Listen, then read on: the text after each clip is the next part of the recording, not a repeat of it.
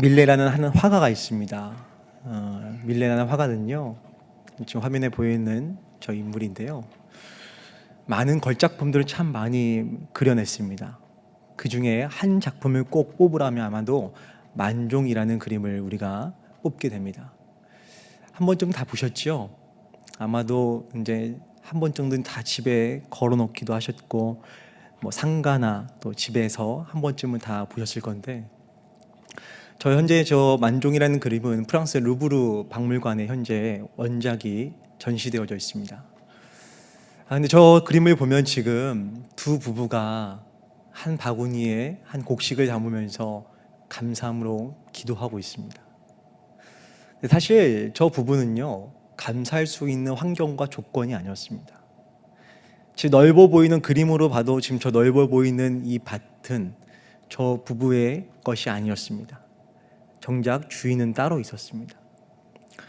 그 주인은 상품의 가치가 되는 것들은 다 거두어 드리고 상품의 가치가 되지 않는 것들만 이제 이삭줍기로 남겨놓고 잘 먹지 못하고 굶주리고 돈이 없어 힘들어하는 사람들에게 나눠주게 됩니다. 아마도 저 부부 마음속에 하나님, 나는 언제까지 이삭만 줍고 이렇게 굶주리고 남의 것에 의존한 채 살아가야 합니까? 그렇게 불평과 불만을 할 수가 있습니다. 하지만 저 부부는요, 그럼에도 나에게 주신 것 감사하는 마음으로 하나님께 두 손 모아 기도하고 있습니다. 사랑하는 성도님들, 우리의 인생도 우리 삶도 마찬가지입니다. 삶을 살아가면서 우리의 인생 가운데에 하나님, 이 상황에서 지금 저에게 감사하라고요? 하나님, 이런 환경 속에서 지금 저에게 기도하라고요? 그럼에도 불구하고 하나님께서 우리 삶과 우리의 마음 가운데 기독케 하실 때가 있습니다. 그럼에도 우리의 입술을 열어서 주의 영광을 위해서 너 다시 한번 힘써서 고백해야 한다라고 말씀하실 때가 있습니다. 그렇게 순종하는 사람이, 그럼에도 우리의 환경과 우리의 조건을 봤을 때 감사할 수밖에, 아니 감사의 고백도 할 수 없는 그런 처지와 환경 속에 놓여졌을 때 하나님께서 말씀하시고 다시 한번 더 감사해라. 그때 감사함으로 주 앞에 나아가는 자가 반드시 승리할 줄을 믿습니다. 감사하는 자가 하나님 부어주시는 기쁨을 누리게 될 줄을 믿습니다. 감사하는 자가 그 안에서 하나님의 풍요의 기쁨을, 즐거움을 누리게 될 줄을 믿습니다. 바라기는 우리 성도님들 많이 힘드시죠? 힘들다 하면 더 힘들어지는 것 같아요. 하지만 우리가 하나님, 나에게 있는 것 이것만으로 주님 나는 감사합니다. 감사의 조건을 찾으면서 그 안에서 하나님의 기쁨을 함께 누리게 되시기를 주의 이름으로 축복합니다. 창세기는요, 시작을 알리는 책입니다. 아마도 창세기 1장 1절의 말씀 너무나 한 100번, 200번은 읽으셨을 것 같아요.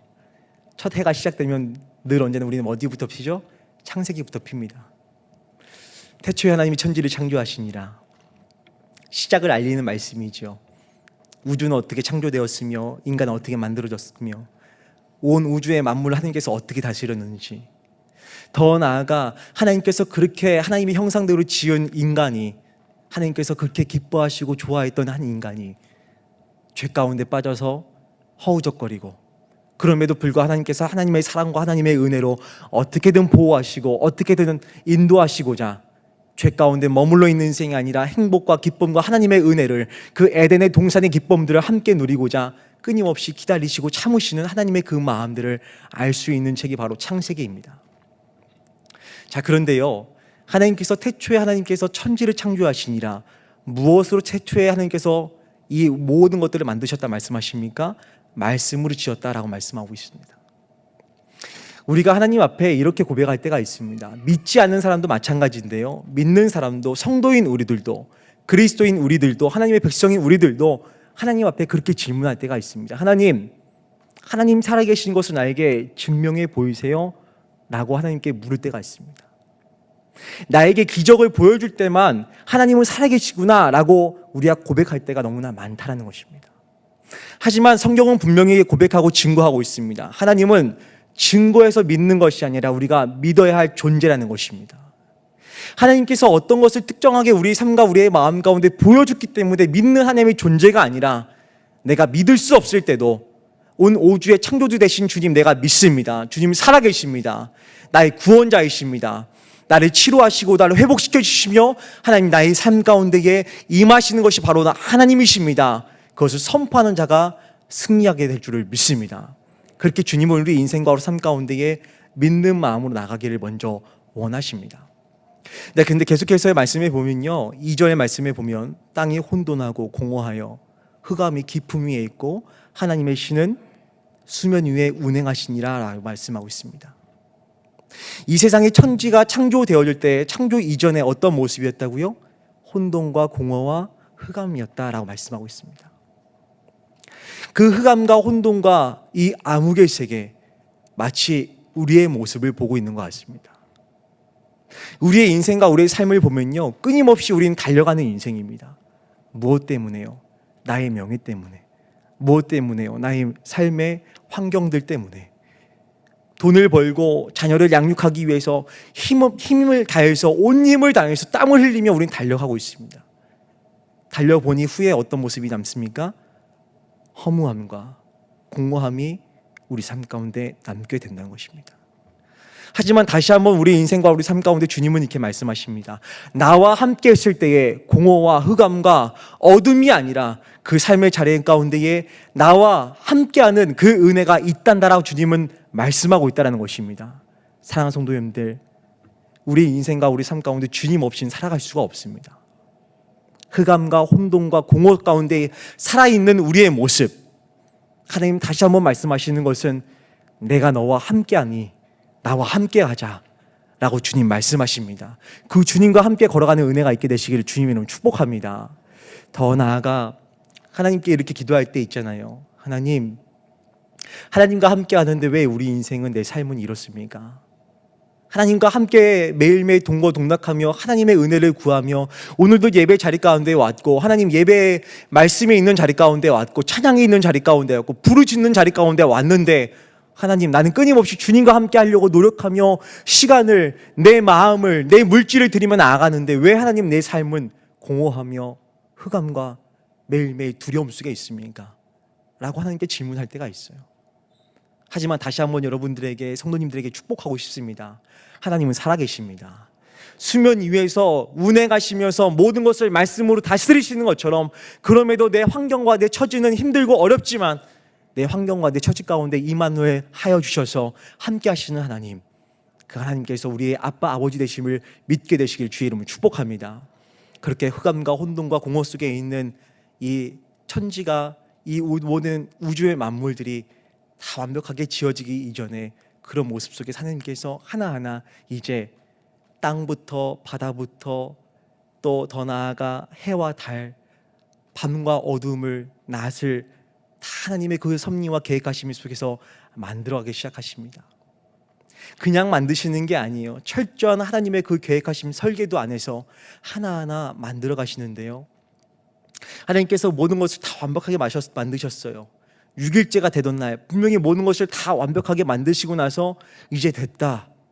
그런데 성경에 보니까 7일째가 돼서야 비로소 완성되었다라고 말씀하고 있습니다.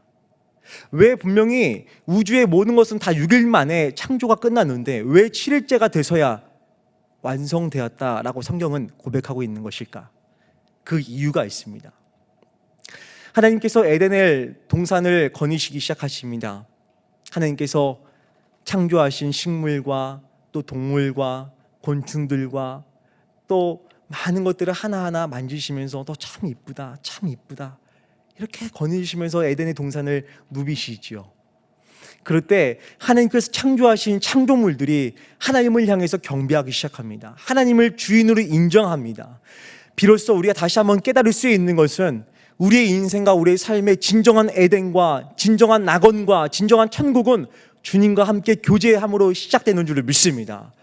우리의 인생과 우리의 삶, 세상 사람들이 봤을 때 완벽하고 잘 만들어진 것 같고 행복한 사람인 것처럼 보이지만 주님께서 우리 인생과 우리의 삶을 바라보시면서 어떻게 말씀하시냐, 나와 함께 할 때에 진정한 에덴과 천국이 완성된다라고 주님 말씀하십니다. 사랑하는 성도님들, 우리 인생과 우리의 삶, 혹여나 나는 자신이 있다라고 여기시는 분들 있으십니까? 하지만 하나님은 우리 인생과 우리 삶 가운데 다시 한번 이렇게 말씀하십니다. 나와 함께 할 때에 나와 함께 거닐 때에, 나와 함께 교제할 때에, 내 눈을 함께 마주하며 내 시선 가운데 머물렀을 때에 비로소 너의 삶의 가정 가운데, 너의 직장이, 너의 온전한 걸음걸음이 진정한 천국과 진정한 행복을 누리게 된다라고 주님 말씀하십니다. 그 주인공이 저와 여러분의 삶이 되어지기를 주의 이름으로 축복합니다. 자, 그렇게 하나님께서 모든 것을 아름답게 다 만드시고 나서 그렇게 교제하고 진정한 천국이 되었어요. 자, 그런데 그렇게 모든 것이 완벽하게 만들어진 것 같지만 인간이 결국 죄를 범함으로 말미암아 어려움들을 겪게 됩니다. 우리 인생도요, 그럴 때가 있습니다. 어떤 기계든지 리셋이라는 버튼이 있습니다. 휴대폰도 마찬가지고요, 컴퓨터도 마찬가지고, 어떤 버튼이든지 그 리셋 버튼을 누르게 되면요, 모든 기계들은 다시 재부팅하게 되어 있습니다. 건반도 마찬가지죠. 우리 저 뒤에 있는 그 믹서기도 마찬가지예요. 프로그램이 엉켜서 이 오작동이 나기 시작하면요, 멈추게 되잖아요. 그럴 때 이 리셋 버튼을 누르면 다시 초기화가 돼서 다시 모든 시스템들이 하나하나가 정상화되어지게 됩니다. 우리가 하나님께 그렇게 물을 때가 있어요. 하나님, 내 인생에 리셋 버튼이 필요합니다. 망가진 나의 인생, 건강으로 망가진 나의 인생, 마음이 망가진 나의 인생, 삶의 자리가 망가진 나의 인생 가운데 주님, 리셋 버튼이 필요합니다. 그렇게 하나님께 우리가 물을 때가 있어요. 왜 그럴까요? 회복하고 싶기 때문인 거예요. 내 마음이, 내 삶의 자리가, 내 육신이, 나의 가정이, 나의 자녀들이 회복되었으면 하는 그런 마음 때문에 우리는 그런 마음을 갖게 됩니다. 그렇다면 우리의 인생은 정말 회복할 수 없는 것인가? 근데 하나님께서 다시 한번 우리 삶 가운데 말씀하시는 것은 아니, 회복할 수 있다. 무엇 때문에요? 하나님 때문에. 미국의 어느 한 시골길을 달리고 있었던 차가 있었습니다. 시골길인데요, 그 차가, 잘 달리던 차가 갑자기 멈추게 됐어요. 차 주인이 내려서 이렇게 저렇게 차를 만져보기 시작합니다. 이렇게 저렇게 만져봐도 차가 다시 회복되질 않는 거예요. 시동이 걸리질 않아요. 어떻게 하지? 두리번거리면서 초조한 마음을 갖고 잠시 그 자리에 머물러 있게 됩니다. 근데 그 시골길에요, 검정색 세단 차가 한 대가 쑥 지나가게 됩니다. 먼지바람을 일으키면서 지나가는데 갑자기 그 차가 다시 후진을 하면서 이 차로 곁으로 오게 됩니다. 그리고 차 주인이 내립니다.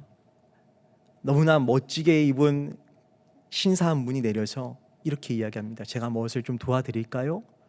라고 이렇게 얘기합니다. 그러자 이 차 주인이 지금 제 차가 고장이 나서 지금 이렇게 잠시 저는 멈춰 있습니다. 라고 이렇게 이야기합니다.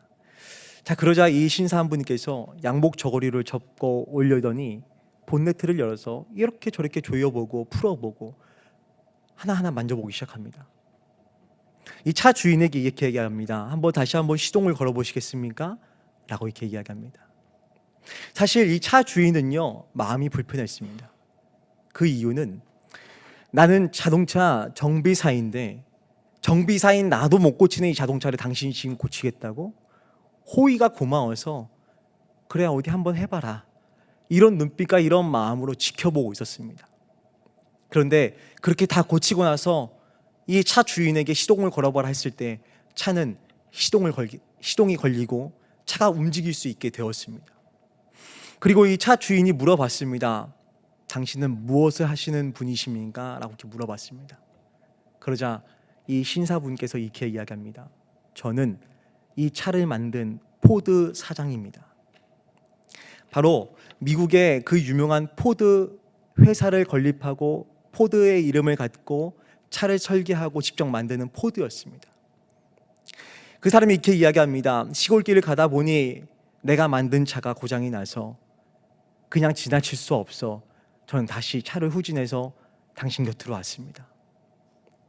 사랑하는 성도님들, 자동차가 고장났을 때에 정비사인 자신도 고치지 못했습니다.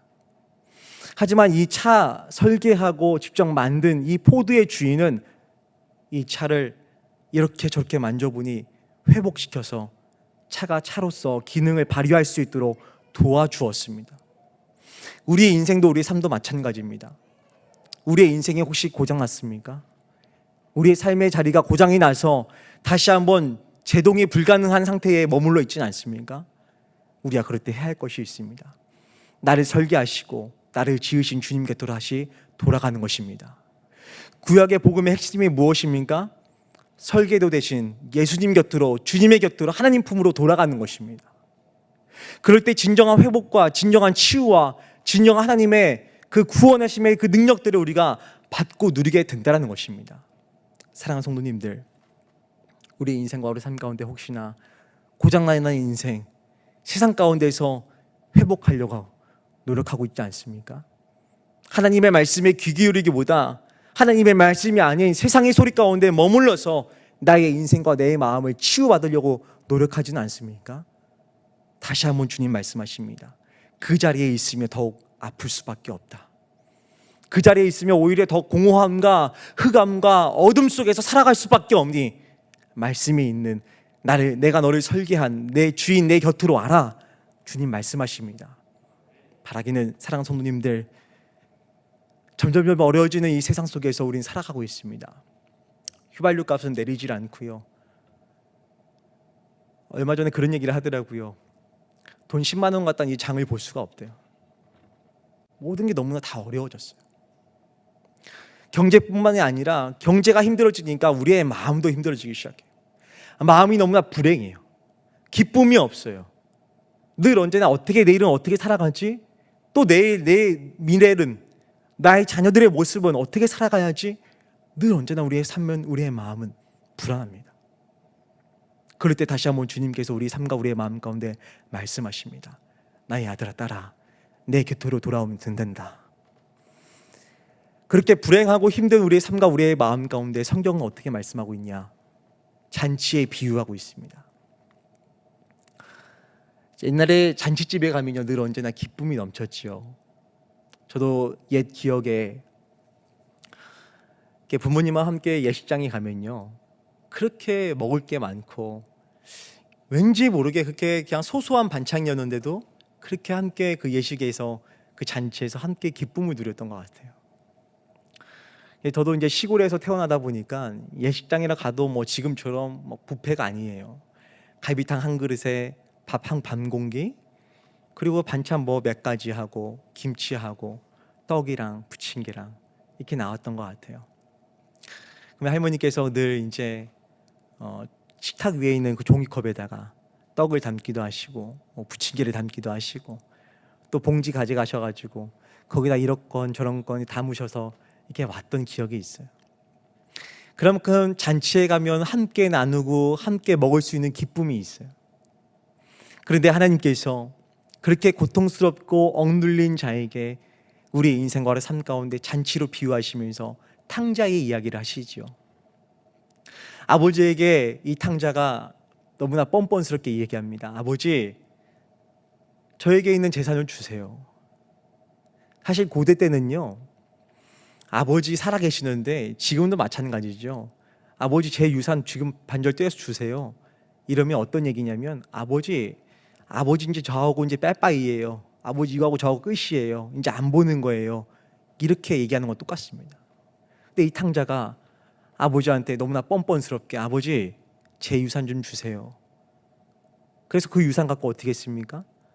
밖에 나가서 자기 마음대로 많은 즐거움과 쾌락 속에 빠져서 자기 마음대로 살아가다가 거지가 됐습니다. 돼지 우리통에 들어가서 함께 잠을 자고 돼지와 함께 먹고 가난과 고통과 어려움들을 겪게 돼요. 그러자 이제 이 탕자가 어떤 마음을 갖냐? 아버지 곁으로 돌아가야겠다라는 마음을 갖습니다. 그리고 아버지 곁으로 갑니다. 이쯤 되면 사실 아버지는 화를 내야 돼요. 너 정신을 못 차리고 그렇게 돈이 조금이나 남았을 때 정신 차리고 돌아왔었어야지 매를 때리든지 말로 화를 내든지 했어야 돼요. 하지만 아버지는 어떻습니까? 가장 좋은 것으로 음식을 대접합니다. 그리고 낡고 허물었던 그 옷을 다 새 옷으로 갈아입히기 시작합니다. 하나님께서 마치 우리 인생과 우리 삶 가운데 그렇게 말씀하시는 거예요. 너가 힘들었구나. 그래도 내 곁에 왔으니 다시 나와 함께 하자. 잔치상에서 함께 즐거움을 누리자. 그리고 내 아들로서 그 신분을 다시 한번 회복하자라고 주님 말씀하십니다. 우리가 그때 해야 할 것이 있어요. 예, 주님. 잔치상에 주님 내가 초대됨을 나는 기쁘게 받아들이겠습니다. 잔치집에 갈 때에 티켓이 필요한 것이 아니에요. 잔치집에 초대되었을 때에 돈을 갖고 가는 것이 아니에요. 하나님 말씀하셨을 때에 예 주님 내가 그냥 함께 참여하겠습니다. 예 주님 내가 그 자리 가운데 서 있겠습니다. 그 마음으로 나가는 자가 그 잔치집의 주인공으로서 그 잔치의 기쁨을 함께 누리게 될 줄을 믿습니다. 사랑하는 성도님들, 우리 인생과 우리 삶 가운데 많은 환난과 많은 고통과 많은 어려움들, 더 나아가 죄악 때문에 쓰러져서 낭망하고 이제 주의 곁에 갈 수 없습니다. 그런 낙심하는 마음으로 이 자리 가운데 혹시 오신 성도님들 계십니까? 하나님은 다시 한번 우리 삶과 우리의 마음 가운데 말씀하십니다. 아들아 딸아, 조건을 갖고 오는 것이 아니라 순종함으로 나와라. 그리고 나와 함께 가자. 말씀에 보면 잃은 양이 나오죠. 길 잃은 양. 양 한 마리가 길을 잃었습니다.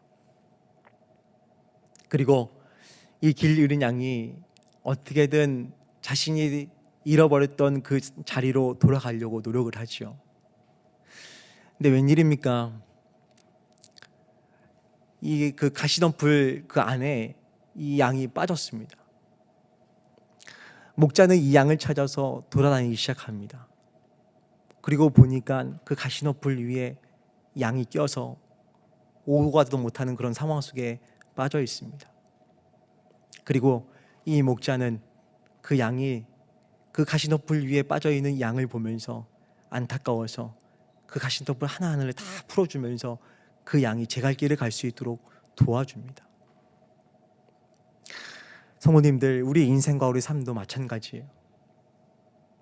내가 길을 찾아서 나가는 것은요, 늘 언제나 고통과 슬픔과 아픔이 있을 수밖에 없어요. 왜냐? 이 모든 운오주의 만물은 주의 손에 이끌려서 만들어졌고 주의 손에 의해서 창조되었으며 주의 질서 안에 있기 때문인 줄 믿습니다. 그 주님께서 다시 한번 우리 삶과 우리의 마음 가운데 말씀하십니다. 길을 잃었느냐?